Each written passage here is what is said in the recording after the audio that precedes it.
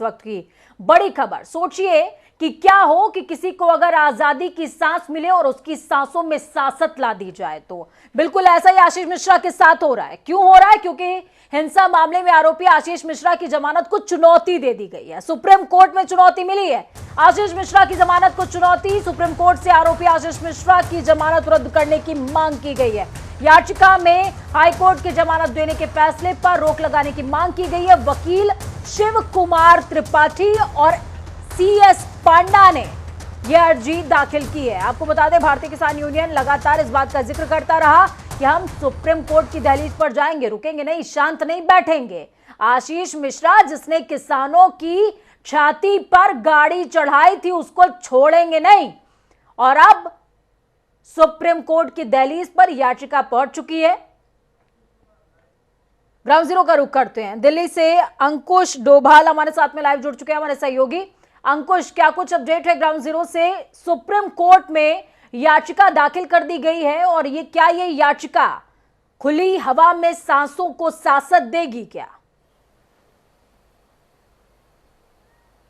बिल्कुल पूजा, देखिए जब से आशीष मिश्रा को जमानत मिली थी उसके बाद से लगातार इसे सियासी तौर पर देखा जा रहा था और जो विपक्ष दल है वो लगातार सवाल खड़े कर रहा था कि ऐसे व्यक्ति को आखिर जमानत क्यों दी जा रही है। लेकिन उस समय भी ये तर्क दिया गया था कि हर व्यक्ति का अधिकार है जमानत करना, हालांकि क्योंकि वो अभी तक दोषी करार नहीं हुए हैं, वो आरोपी इस मामले में है, ऐसे में उन्हें जमानत मिलनी चाहिए, जमानत उनका अधिकार है। और उसके बाद से लगातार ये जिक्र किया जा रहा था कि सुप्रीम कोर्ट में इस जो जमानत है उसे चुनौती दी जाएगी और अब इसे चुनौती दे दी गई है। और ये कहा गया है कि वो बहुत ज़्यादा इन्फ्लुएंस वाले व्यक्ति हैं और वो गवाहों से छेड़छाड़ कर सकते हैं, क्योंकि शुरुआत से ये जिक्र किया जा रहा था कि ऐसे व्यक्ति को, ऐसे आरोपी को जमानत नहीं दी जानी चाहिए जो गवाहों को इन्फ्लुएंस कर सके, जो तमाम सबूत हैं उनके साथ छेड़छाड़ कर सके। ये कहा जा रहा था कि कोर्ट ने आखिर किस आधार पर उसे जमानत दी है। इलाहाबाद हाईकोर्ट की ओर से जब ये जमानत 10 फरवरी के दिन दी गई थी, उसके बाद कुछ इसमें कमियां रही थी, कुछ जो काम पूरा करना था वो हुआ और 15 फरवरी के दिन वो बाहर आए। अब 2 ही दिन बाहर आए हुए हैं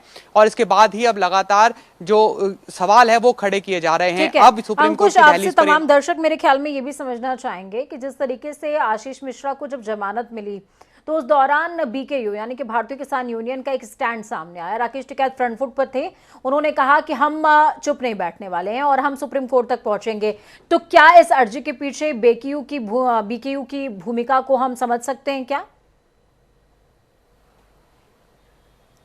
बिल्कुल, देखिए बीकेयू लगातार हमलावर रहा है। जब से मामला सामने आया था लखीमपुर खीरी हिंसा का, उसके बाद राकेश टिकैत लगातार फ्रंट फुट पर खेल रहे थे। हमने देखा कि विपक्षी दल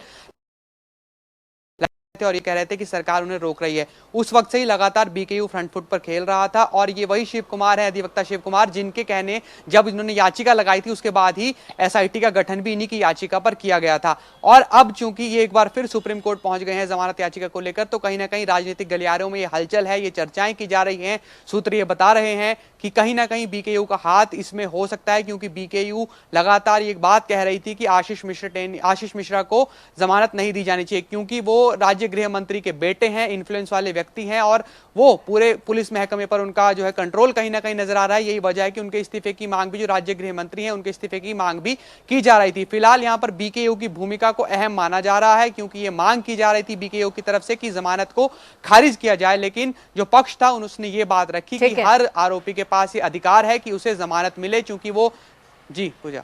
बहुत शुक्रिया अंकुश, हमारे साथ जुड़ने के लिए, अहम जानकारी साझा करने के लिए।